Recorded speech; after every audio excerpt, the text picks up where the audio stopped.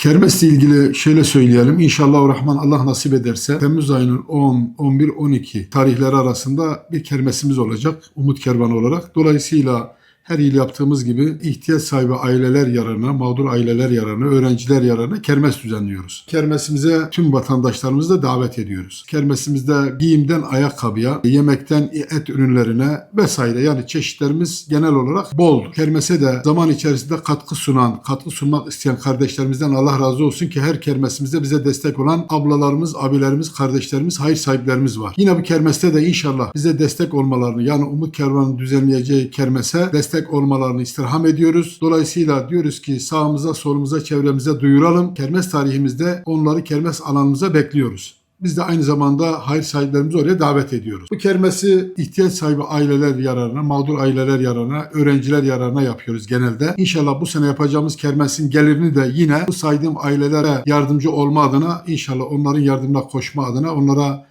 destek olma adına yapacağız ve yerine ulaştıracağız. Bu arada bize katkı sunan, yardımcı olmak isteyen ve yardımcı olan hayır sahiplerimizi tekrar bu kermesimize de destek olmaya davet ediyoruz. Aynı zamanda kermes alanımıza gelmeye, orada birebir çalışmalarımızı yerinde görmeye davet ediyoruz. Diyoruz ki bize bu konuda destek olun, yardımcı olun. İhtiyaç sahibi ailelerin, mağdur ailelerin yardımına siz de destek olun, ortak olun. Umut Kervanı'la el birliğiyle kendi içimizdeki ihtiyaç sahibi ailelere, toplumumuzun içerisindeki muhtaç olan ailelerimize Allah rızası için yardımcı olmaya, destek olmaya gayret edelim. Hayır sahiplerimize tekrar teşekkür ediyoruz. Bu kermeste de bize ayakkabı, elbise, gıda vesaire yani kermes alandaki ürünlerimizi geniş tutmaya çalışıyoruz. Allah nasip ederse bu tarihte de saymış olduğumuz ürünleri kermes alanına getirmeye ya da getiremeyen varsa bize aradıklarında biz bize birebir oradaki ürünleri yeniden alıp kermes alanına getirip orada değerlendiriyoruz. Bu konuda da bilgiler olsun diyoruz. Allah-u Teala hayır sahiplerimizden razı olsun. Hayırlarını kabul eylesin. Onlara teşekkür ediyoruz.